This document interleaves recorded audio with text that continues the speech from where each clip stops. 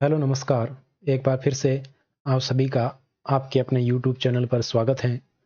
आज अपन इसमें बात करेंगे राजस्थान करंट अफेयर के बारे में और इसमें अपन बात करेंगे 1 से 15 सितंबर 2023 तक के करंट अफेयर के बारे में, जो कि आपके राजस्थान की सभी प्रतियोगी परीक्षाओं में यूजफुल रहने वाला है। तो इस क्लास को लास्ट तक देखिएगा।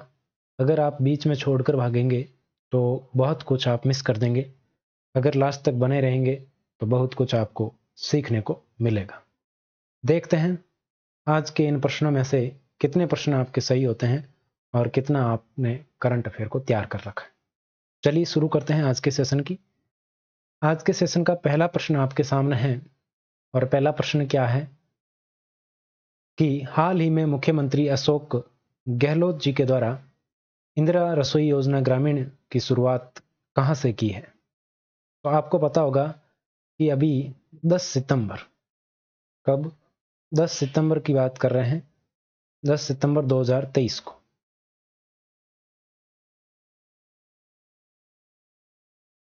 ग्रामीण क्षेत्र में भी इंदिरा रसोई योजना की शुरुआत की गई है। और इसकी शुरुआत कहां से की है ये आपसे प्रश्न में पूछा गया। तो इसकी शुरुआत की गई है टोंक जिले से। कहां से? टोंक जिले से। टोंक जिले में कहां से? अगर निवाई ऑप्शन में मिले तो टोंक जिले में स्थान है निवाई, और निवाई में ही एक स्थान है जिला है। तो इनमें से कोई सा भी ऑप्शन आपको मिल सकता है। इस योजना के तहत पूरे प्रदेश में 400 ग्रामीण इंदिरा रसोइयों का शुभारंभ किया गया है। इतनी 400। तो ये सब आपको ध्यान में रखना है। तो यहाँ पर ऑप्शन में टोंक है तो टोंक आपका करेक्ट होगा। निवाई मिले तो निवाई और जिलाई मिले तो जिलाए, यानी कि निवाई जो टोंक जिले के निवाई में स्थित स्थान है जिलाई, और जिलाई में इंदिरा रसोई योजना की शुरुआत की गई है ग्रामीण क्षेत्र में। इसका जो थीम है वही है, कोई भूखा न सोए, और इस सपने को साकार करने के लिए फिर से ग्रामीण क्षेत्र में शुरुआत की गई है। अब इसका टारगेट ये रखा गया है कि 25 सितंबर तक इनकी संख्या बढ़ाकर 1000 कर दी जाएगी। और आपने पता होगा कि नगरीय निकाय में 1000 इंदिरा रसोइयों की संचालन वो सफल हो रहा है। तो इसमें वही है, पहले जो था कि जरूरतमंद लोग हैं उनको मात्र 8 रुपए में जो भोजन है वो उपलब्ध करवाया जाएगा। ठीक है, आगे बढ़ते हैं। अगला प्रश्न आपके सामने स्क्रीन पर कि हाल ही में अशोक गहलोत ने सत्यव्रत रावत चुंडा पैनोरमा के निर्माण की स्वीकृति प्रदान की है। इसका निर्माण कहां किया जाएगा? रावत चुंडा, सत्यव्रत रावत चुंडा पैनोरमा निर्माण के लिए जमीन आवंटित हो चुकी है। और जमीन कहां आवंटित हुई है? तो जमीन आवंटित हुई है बस्सी में, और बस्सी कहां है? चित्तौड़गढ़। तो सी ऑप्शन आपका बिल्कुल करेक्ट हो जाएगा। 4 करोड़ रुपए की लागत से इस पैनोरमा का निर्माण किया जाएगा।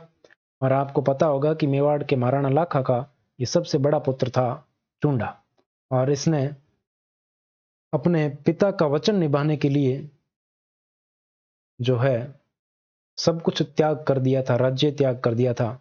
इसीलिए इनको मेवाड़ का भीष्म पितामह भी कहा जाता है। किसको? रावत चुंडा। ठीक है, तो ध्यान रखना चित्तौड़गढ़ में बस्सी में इसका जो पैनोरमा है वो बनाया जा रहा है। कितनी लागत आएगी? 4 करोड़ रुपए की इसमें लागत आएगी। इसकी स्वीकृति 4 सितंबर को दी गई थी, और इनको मेवाड़ का भीष्म पितामह कहा जाता है। अगला है, हाल ही में राजस्थान के किस विश्वविद्यालय के द्वारा अमृत महोत्सव के तहत अमृत वाटिका तैयार की गई है? तो अभी बात है 11 सितंबर की। अगर आपको याद रहे डेट तो बहुत बढ़िया बात है। 11 सितंबर 2023 की बात है। और इसी दिन कलराज मिश्र जो कि हमारे राजस्थान के राज्यपाल हैं, इन्होंने महाराजा गंगा सिंह विश्वविद्यालय जो कि बीकानेर में है वहां पर अमृत वाटिका का लोकार्पण किया है। इसका अमृत वाटिका का, तो ये कहां पर? महाराजा गंगा सिंह यूनिवर्सिटी बीकानेर में इसका लोकार्पण किया गया है। किसके द्वारा किया गया? तो कलराज मिश्र के द्वारा इसका लोकार्पण किया गया।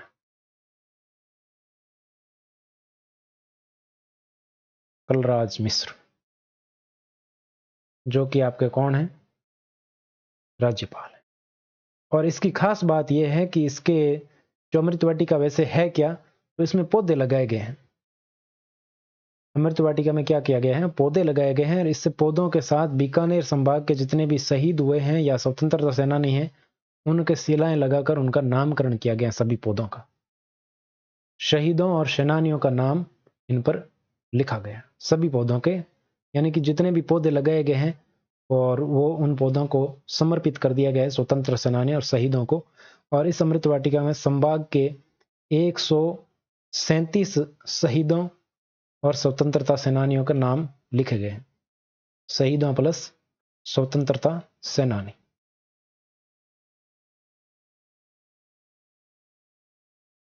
इनको पौधों का नामकरण इनके नाम पर किया गया है। तो ये ध्यान रखना कहां पर ऐसा किया गया है, महाराजा गंगा सिंह यूनिवर्सिटी बीकानेर। आगे बढ़ते हैं, अगला है हाल ही में राजस्थान के किस शहर में विश्व के पहले हेरिटेज रिवर फ्रंट का लोकार्पण किया गया। तो 12 सितंबर 2023 को प्रदेश का हमारे राजस्थान का एक शहर है और उस शहर का नाम है कोटा।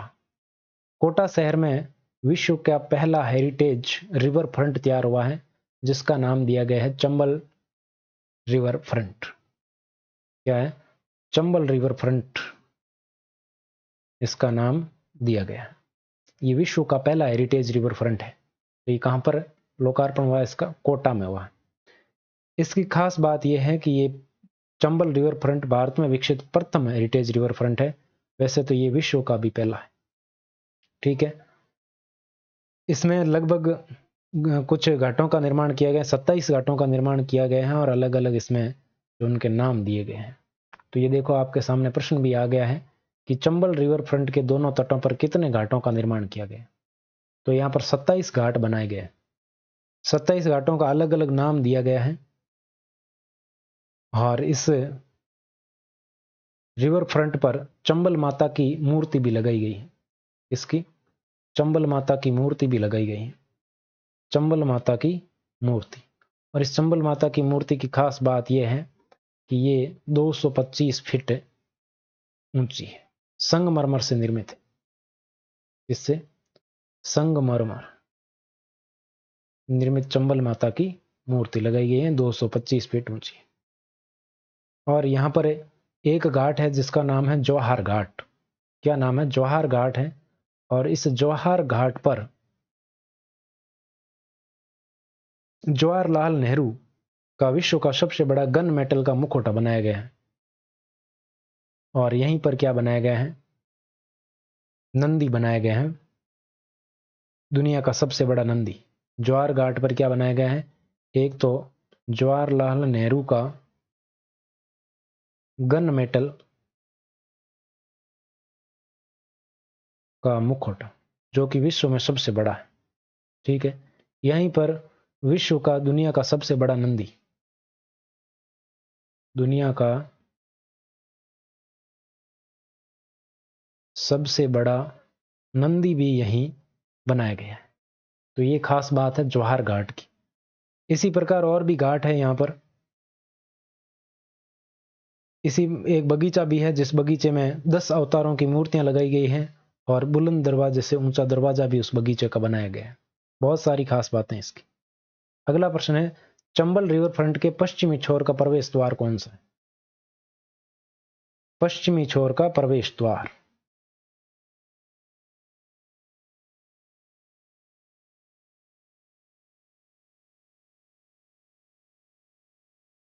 तो यहां पर जो घाट है, घंटी घाट है, तिरंगा घाट है, शौर्य घाट है, राजपुताना घाट है, अलग अलग घाट है। उनमें से कौन सा घाट है जिसको पश्चिमी छोर का प्रवेश द्वार कहा जाता है। पश्चिमी छोर का प्रवेश द्वार, तो यह कहा जाता है शौर्य घाट को। शौर्य घाट को पश्चिमी छोर का प्रवेश द्वार कहा जाता है। घंटी घाट है, यहां पर विश्व का सबसे बड़ा धातु का घंटा लगाया गया है। विश्व का सबसे बड़ा धातु का घंटा।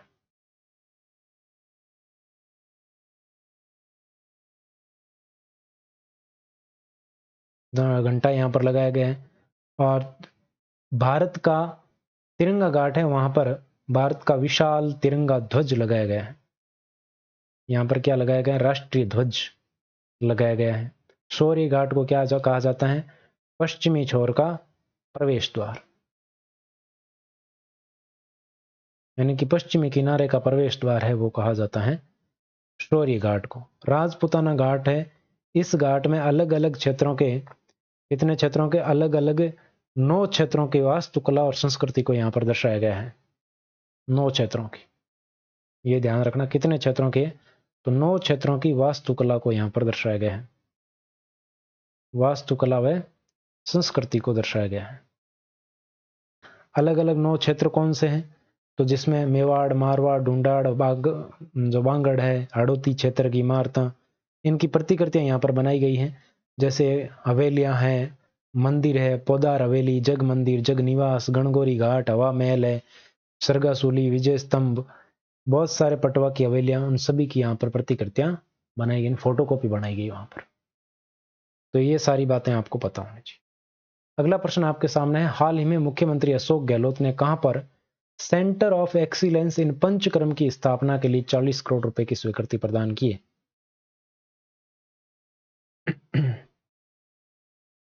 तो centre of excellence in panchakarma, तो ये कहां पर बनाया जाएगा, तो ये जयपुर ग्रामीण जिले के चाकसू में बनाया जाएगा। कहां पर, जयपुर ग्रामीण में, कहां पर बनाया जाएगा, चाकसू में। Centre of excellence in panchakarma की स्थापना के लिए 40 करोड़ रुपए की स्वीकृति दी है। और जो इसकी स्वीकृति है वो कब दी है, तो इसकी स्वीकृति मिली है 4 सितंबर को, 4 सितंबर 2023 को स्वीकृति दी गई।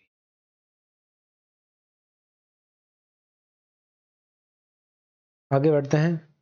इससे पहले सरकार द्वारा जोधपुर में भी क्या है, international centre of excellence in panchakarma के संचालन की स्वीकृति दी जा चुकी है। अगला प्रश्न आपके सामने है, 5 सितंबर 2023 को आयोजित राज्य स्तरीय शिक्षक सम्मान समारोह में राज्य के कितने शिक्षकों को सम्मानित किया गया? तो यहां पर शिक्षक दिवस मनाया गया, आपको पता है, 5 सितंबर को, और इसी उपलक्ष्य में अशोक गहलोत जी ने शिक्षक दिवस के अवसर पर बिरला सभागार में राज्य स्तरीय शिक्षक समारोह का जो आयोजन किया गया था, उसमें 50 जिलों के 149 शिक्षकों को सम्मानित किया गया और कुछ नवाचारों का शुभारंभ भी यहां पर किया गया। इसी के साथ आपके साला दर्पण शिक्षक ऐप का लोकार्पण किया गया और आफ्टर स्कूल प्रोग्राम का प्रारंभ किया गया। ये पूछा जा सकता है आपसे, after school program, after school program यानी कि स्कूल के बाद का प्रोग्राम। इसमें क्या है, क्यूआर कोड के माध्यम से जो है कंटेंट उपलब्ध करवाया जा रहा है बच्चों को, विद्यार्थियों के लिए। स्कूल के समय के बाद सोशल मीडिया के माध्यम से लाइव कक्षा का आयोजन किया जा रहा है, यूट्यूब वगैरह के माध्यम से। ई कक्षा नामक चैनल है, उसके माध्यम से जो है मिशन ज्ञान के सहयोग से ये इनका संचालन किया जा रहा है। इसी के साथ 300 महात्मा गांधी अंग्रेजी माध्यम जो विद्यालय है उनमें रोबोटिक्स लैब का शुभारंभ किया गया और ई कक्षाओं के संचालन के लिए मिशन स्टार्ट कार्यक्रम, राजस्थान स्टेट ओपन स्कूल कंप्यूटरीकरण प्रोग्राम, इन सभी का जो है यहाँ पर शुभारंभ किया गया। तो ये सबसे महत्वपूर्ण आपके ये है आफ्टर स्कूल प्रोग्राम, इसको अच्छे से ध्यान में रखना। क्या प्रोग्राम है, सोशल मीडिया के माध्यम से बच्चों तक एजुकेशन पहुंचाना, मिशन ज्ञान के माध्यम से, ठीक है। राजस्थान के कितने शिक्षक शिक्षिकाओं को राष्ट्रीय शिक्षक पुरस्कार 2023 के लिए चुना गया?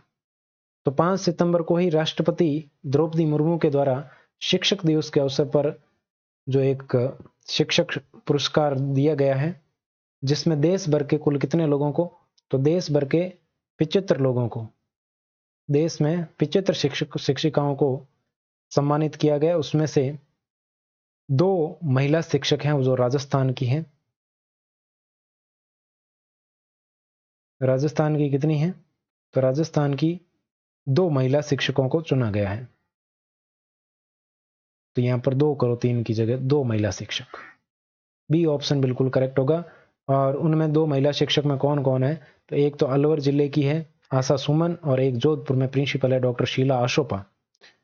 आशा सुमन और आशोपा, शीला आशोपा को चुना गया है और ये पुरस्कार है, इसके अंतर्गत 50,000 रुपए दिए जाते हैं, श्रीफल दिया जाता है। यहां पर हाल ही में ब्रज भाषा रचनाकार सम्मान समारोह का आयोजन कब किया गया? ब्रजभाषा रचनाकार सम्मान समारोह। तो इसका आयोजन किया गया 12 सितंबर को। इसके अंतर्गत क्या है कि जो ब्रजभाषा रचनाकार प्रतियोगिता 2023 के विजेताओं को पुरस्कृत किया गया। ब्रजभाषा की 5 साहित्य विधाओं के अंतर्गत 15 विजेताओं को यहां पर सम्मानित किया गया। विधाएं कितनी हैं? विधाएं हैं 5 और रचनाकार कितने हैं? प्रत्येक में 3, तो रचनाकार कितने हो गए? रचनाकार हो गए 15 रचनाकारों को यहां पर सम्मानित किया गया। प्रथम विजेता को 11,000, फिर 7,100 और फिर 3,100 रुपए दिए गए। ब्रजभाषा की त्रैमासिक पत्रिका कौन सी है? ये आपको ध्यान रखना है। त्रैमासिक पत्रिका, तो त्रैमासिक पत्रिका कौन सी है ब्रजभाषा की? तो वो है ब्रज सतदल। ब्रज सतदल ये त्रैमासिक पत्रिका है। इसी के साथ प्रमीला गंगल, जिनका ब्रजभाषा का बाल काव्य संग्रह है ब्रज सखा, तो ये भी आपको ध्यान में रखना है। प्रमीला गंगल, इनका बाल काव्य है ब्रजभाषा में जिसका नाम है ब्रज सखा। ठीक है। इसी के साथ नरेंद्र निर्मल की परिचय पोथी का भी विमोचन यहां पर किया गया है। किसकी? नरेंद्र निर्मल। इनकी रचना का नाम क्या है? परिचय पोथी। इन दो का विमोचन किया गया, ये भी आपको ध्यान में रखना है, ब्रज सखा और परिचय पोथी का। अगला प्रश्न है, राजस्थान संगीत नाटक अकादमी के वर्ष 2023-24 के लिए वरिष्ठ नाट्य निर्देशन विधा में किसे सर्वोच्च रत्न से सम्मानित किया गया?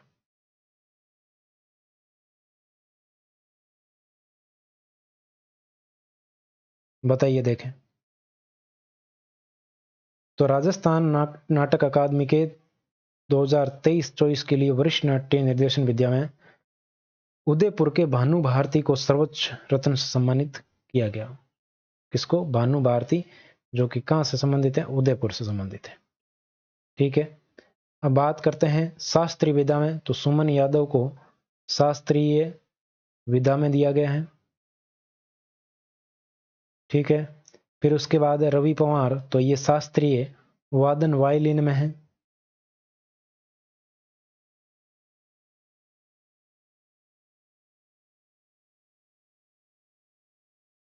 फिर है गीता रघुवीर, तो ये शास्त्रीय नृत्य कथक विधा है। कथक विधा में, तो ये आपको ध्यान रखना है।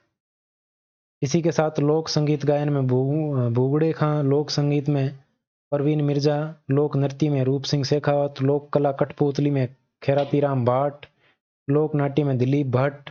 बहुत सारे नाम हैं। तो ये सारा कंटेंट आपको ऐप में मिल जाएगा। ऐप डाउनलोड कर सकते हैं, लिंक आपको डिस्क्रिप्शन में मिल जाएगा।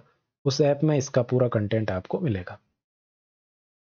फिर है राज्य स्तरीय हिंदी दिवस समारोह 2023 में हिंदी की साहित्य विधा में फतेह सिंह भाटी को किस कृति के लिए सम्मानित किया गया? तो राज्य स्तरीय हिंदी दिवस समारोह का आयोजन 14 सितंबर 2023 को किया गया जयपुर के बिरला सभागार में, और इस अवसर पर 3 लेखकों को सम्मानित किया गया। और इसी के साथ जो बोर्ड में 100% अंक लाए हिंदी विषय में, उनको छात्र छात्राओं को भी सम्मानित किया गया।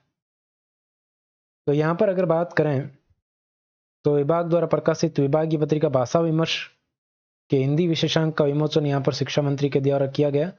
और हिंदी साहित्य विधा में फतेह सिंह भाटी की कृति है उमादे, तो इसके लिए फतेह सिंह भाटी को हिंदी साहित्य विधा में सम्मानित किया गया। नौ संचालन उपग्रह प्रणाली, ये कृति है राजश्री विनोद की, राजश्री विनोद बोथले इनकी कृति है। और ये किसमें है? विज्ञान विधा में। किसमें? विज्ञान विधा में इनको सम्मानित किया गया। आधुनिक तकनीक द्वारा किसानों की आय वृद्धि, ये है सत्यवीर सिंह की। सत्यवीर सिंह व रामविलास की कृति है। और इनको सम्मानित किया गया है इस कृति के लिए। आधुनिक तकनीक द्वारा किसानों की आय वृद्धि और किस विधा में, तो ये कृषि विधा में इनको सम्मानित किया गया। ठीक है, तो उमा दे किसकी है? फतेह सिंह भाटी की रचना है उमा दे। 13वां प्रश्न आपके सामने है, हाल ही में राजस्थान पुलिस द्वारा एकल निवासरत सीनियर सिटीजन की समस्याओं निराकरण हेतु कौन सा अभियान लॉन्च किया गया है? तो यहां पर अभियान चलाया गया था 1 से 15 सितंबर तक। कब से कब तक? 1 से 15 सितंबर 2023 तक एक अभियान चलाया गया था और इस अभियान का नाम था संबल अभियान। कौन सा अभियान? संबल अभियान। इसका उद्देश्य यह था कि इस अभियान के दौरान कांस्टेबल एकल निवास सीनियर सिटीजन से संपर्क करके उनकी समस्याओं का निवारण करते हैं। इसके अलावा इसमें घरेलू नौकरों की पहचान को भी सुनिश्चित किया गया था। तो यहाँ पर आपको क्या ध्यान रखना है? संबल अभियान इसका नाम है, जिसमें वरिष्ठ नागरिक है, सीनियर सिटीजन है, उनके लिए ये शुरू किया गया था और राजस्थान पुलिस के द्वारा। द गार्डन ऑफ जॉय का लोकार्पण कहाँ किया गया है?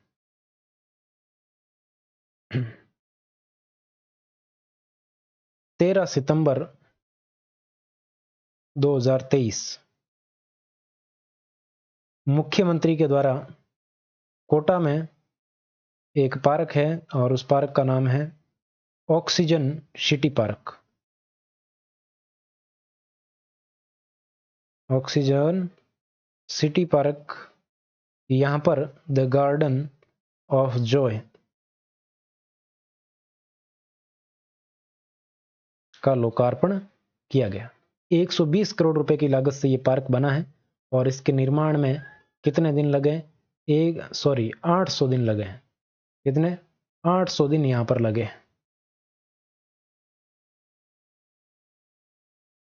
तो ये कोटा पहला शहर है जहां पर सड़कें ट्रैफिक सिग्नल फ्री हो चुकी है। तो यहां पर क्या आंसर हो जाएगा? कोटा डी ऑप्शन आपका आंसर हो जाएगा।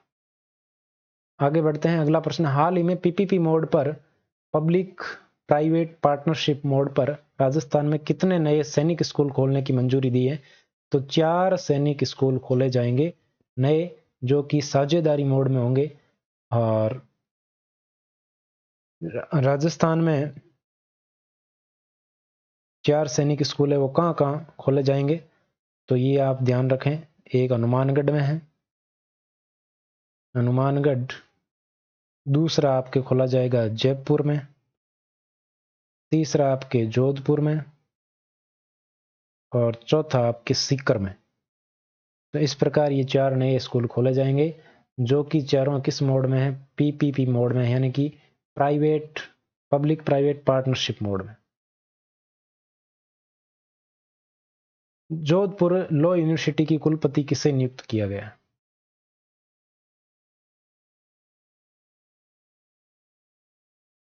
तो ये नियुक्त किया गया है हरप्रीत कौर को। किसे नियुक्त किया गया? हरप्रीत कौर को नियुक्त किया गया है। ये दिल्ली यूनिवर्सिटी की रजिस्ट्रार थी, इनको नियुक्त किया गया है यहां पर। इससे पहले यहां पर पूनम सक्सेना थी, पहले पूनम सक्सेना थी कुलपति, अब किसको नियुक्त किया गया? हरप्रीत कौर को।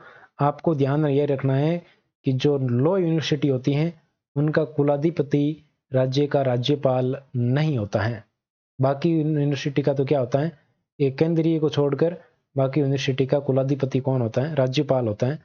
लेकिन लॉ यूनिवर्सिटी का कुलाधिपति है वो चीफ जस्टिस होता है, ये ध्यान रखना उस राज्य का। राजस्थान प्रीमियर लीग में कितनी टीमों ने भाग लिया?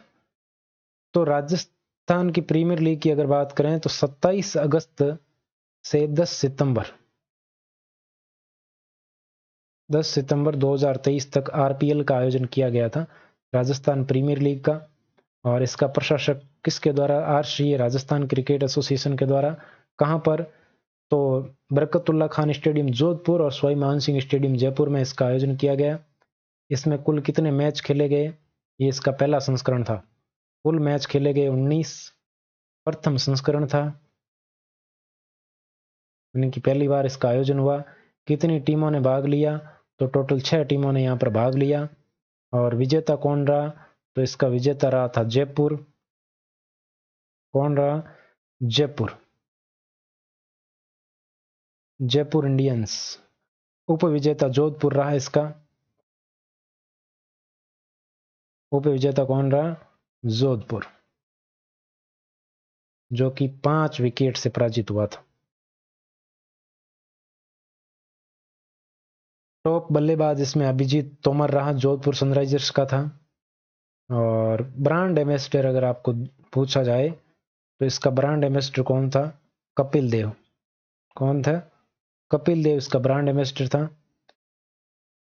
तो ये सारी आपको बातें ध्यान में रखनी। तो कितनी टीमों ने भाग लिया? 6 टीमों ने यहाँ पर भाग लिया था। अब ये आपको ध्यान में रख लेना, टॉप बल्लेबाज, टॉप बल्लेबाज कौन था? अभिजीत तोमर, अभिजीत।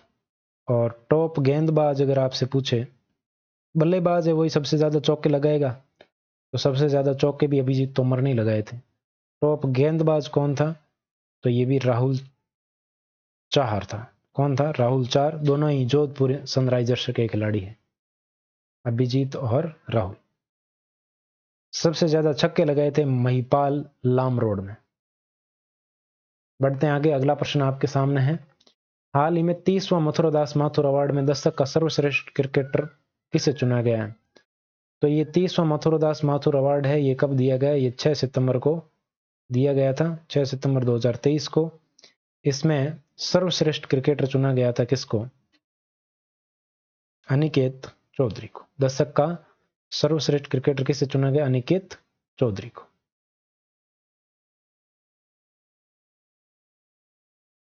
तो सीनियर वर्ग में मानव सुधार को दिया गया। सीनियर वर्ग में किसको सम्मानित किया गया? सर्वश्रेष्ठ क्रिकेटर किसे चुना गया? मानव सुधार। जूनियर वर्ग में चुना गया मुकुल चौधरी को, ये जूनियर वर्ग में। और सब जूनियर में चुना गया किसको? परव झालानी को।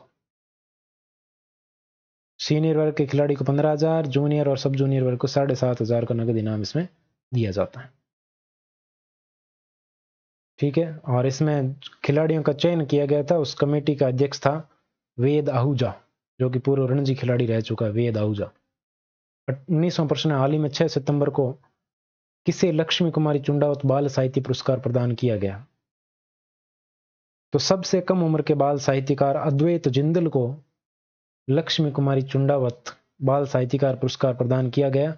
और इसकी अद्वैत जिंदल की कहानी संग्रह का नाम है तन्व और चुलबुली कहानियां। तन्व और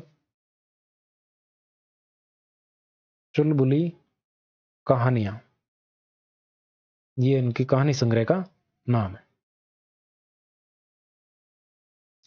पीयूष बघेल है, इनको नेहरू सम्मान से सम्मानित किया गया। तो इस प्रकार बहुत सारे इसमें नाम हैं। वरिष्ठ बाल साहित्यकार जो पुरस्कार है वो जगदीश प्रसाद शर्मा को, अहिदान सिंह भाटी को नारायण रंगा सम्मान दिया गया। अगला प्रश्न है, हाल ही में मुख्यमंत्री अशोक गहलोत द्वारा कामधेनु पशु बीमा योजना की शुरुआत कहां से की गई? तो इसकी शुरुआत की गई भीलवाड़ा से। कामधेनु पशु बीमा भीलवाड़ा में कहां से? तो गुलाबपुरा से इसकी शुरुआत की गई। और इसके रजिस्ट्रेशन है वो महंगाई राहत कैंप में करवाए गए थे, जिसमें 40,000 रुपए का बीमा किया जाता है। गाय हो या भैंस, उसमें अधिकतम 40,000 रुपए का प्रति पशु बीमा निःशुल्क करवाया जा रहा है। 2 पशुओं का अधिकतम हो सकता है इसमें। ठीक है, तो ये आपको ध्यान में रखना है। शुरुआत कहां से हुई है? तो शुरुआत गुलाबपुरा में हुई है, भीलवाड़ा से। मिस इंटरनेशनल इंडिया 2023 का खिताब किसने जीता है? तो मिस इंटरनेशनल इंडिया 2023 का खिताब जीता है परवीना अंजना ने। किसने? परवीना अंजना ने जीता है, ये आपको ध्यान में रखना है। ये परवीना अंजना कहाँ की है, ये आपसे पूछा जा सकता, तो इसका संबंध है उदयपुर से। कहां से है? उदयपुर से। और इसी के साथ अंजना जापान में जो मिस इंटरनेशनल प्रतियोगिता होगी उसमें ये भाग ले सकती है अब प्रवीणा अंजना। 22वां प्रश्न, हाल ही में आयोजित 27वें राज्य स्तरीय भामाशाह सम्मान में कितने भामाशाहों को शिक्षा विभूषण सम्मान दिया गया? तो 11 सितंबर को यह भामाशाह सम्मान आयोजित किया गया। कब किया गया? 11 सितंबर 2023 को इसका आयोजन किया गया। और इसमें टोटल राज्य स्तर पर 142 भामाशाहों को सम्मानित किया गया। इसमें से 34 भामाशाहों को शिक्षा विभूषण दिया गया। क्या दिया गया? शिक्षा विभूषण। और 108 भामाशाहों को शिक्षा भूषण सम्मान दिया गया। ठीक है, ये आपको ध्यान में रखना। तो अपने से शिक्षा विभूषण पूछा है तो 34 आपका बिल्कुल करेक्ट हो जाएगा। अगला प्रश्न है, हाल ही में मुख्यमंत्री अशोक गहलोत ने प्रदेश के युवाओं की क्षमता संवर्धन कर उन्हें रोजगार उन्मुख बनाने के लिए एक प्रस्ताव को स्वीकृति प्रदान की गई है, जिसमें 38.50 करोड़ की लागत संभावित है। तो इसका उद्देश्य है कि युवाओं को क्षमता का वर्धन किया जाए, बढ़ाई जाए, उनको रोजगार उन्मुख बनाया जाए, ताकि उन नौकरी ना मांगे, अपने आप अपना रोजगार शुरू करें और स्वरोजगार की तरफ बढ़ें। इस प्रकार का प्रस्ताव यहाँ पर पास किया गया है, और जिसमें 38.5 करोड़ या 38.50 करोड़ की लागत संभावित है। अगला है, राजस्थान की किन महिलाओं ने टीवी शो कौन बनेगा करोड़पति में रुपए जीते? तो बताइए, देखें। नीरू यादव और छवि राजावत। किसने जीते हैं? नीरू यादव और छवि राजावत ने जीते हैं। यहां पर बात करें तो नीरू यादव का संबंध तो है झुंझुनू से। कहां से? झुंझुनू से संबंध है इनका, और इनकी ग्राम पंचायत का नाम है लांबी अहीर।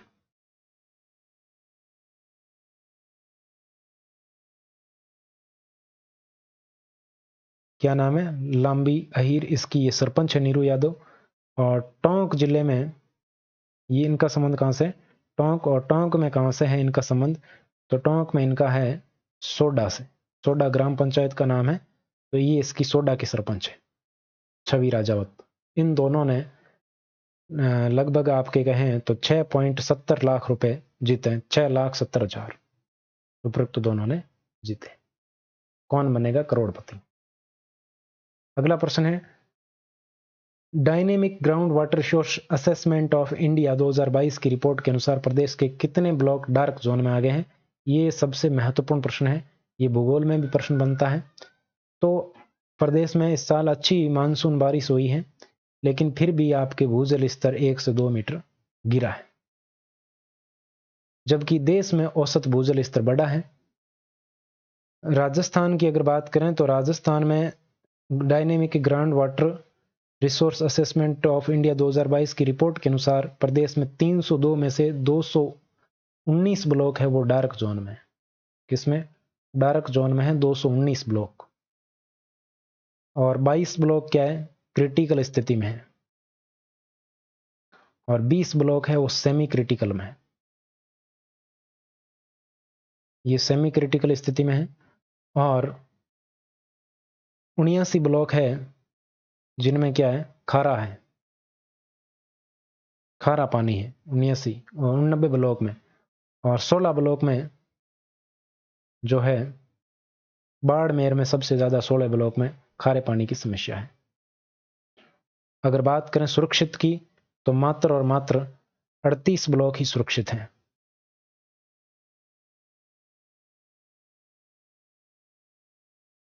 अड़तीस ब्लॉक है वो सुरक्षित हैं राजस्थान।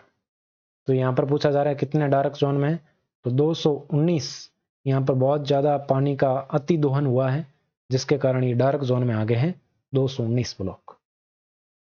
आगे बढ़ते हैं। हाल ही में अंतरराष्ट्रीय एथलेटिक ट्रैक और देश का पहला para sports high performance centre कहां पर स्थापित किया जा रहा है? तो ये जयपुर में स्थापित किया जा रहा है, सवाई मान सिंह स्टेडियम में। Athletic track, international athletic track और देश का पहला para sports high performance centre और वेट ट्रेनिंग सेंटर जयपुर में स्थापित किया जा रहा है। अन्य तथ्यों की अगर बात करें तो जयपुर आगरा रोड पर 113 हेक्टेयर में सिल्वन जैव विविधता वन विकसित किया गया है। जयपुर आगरा रोड पर कितने में? 113 हेक्टेयर में क्या विकसित किया गया है? सीलवन जैव विविधता क्षेत्र, जैव विविधता वन का विकास यहां पर किया गया है। दूसरी बात आपको ध्यान में रखना है कि जो उदयपुर सिटी का जो रेलवे स्टेशन है,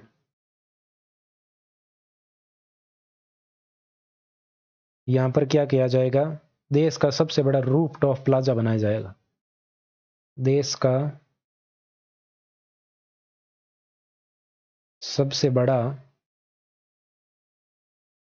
रूफटॉप प्लाजा यहां पर बनाया जाएगा। कहां पर? Udaipur city railway station. इसी प्रकार अजमेर के जो निम्बारक संप्रदाय की पीठ है रूपनगढ़, अजमेर में कहां पर? रूपनगढ़ में निम्बारक संप्रदाय तीर्थ में नंद महोत्सव मनाया गया। कौन सा? नंद महोत्सव मनाया गया। और यहां पर क्या है? निम्बारक संप्रदाय तीर्थ। तो ये सारी बातें आपको ध्यान में रखनी है। और ये थी आज की क्लास। उम्मीद है कि बहुत सारी चीज़ें आपको सीखने को मिली होगी। अगर आप अभी तक जुड़े रहे हैं और क्लास में कुछ सीखने को मिला है तो क्लास को लाइक कीजिए, अपने दोस्तों के साथ शेयर कीजिए। चैनल पर पहली बार आ रहे हैं तो सब्सक्राइब कीजिए। और इस चैनल को मैं करंट अफेयर को समर्पित कर रहा हूँ। अगर आप सहमत हैं तो एक बार सभी लाइक कर दीजिए। मिलते हैं अगली क्लास में इसी प्रकार के महत्वपूर्ण कंटेंट के साथ। Thank you so much.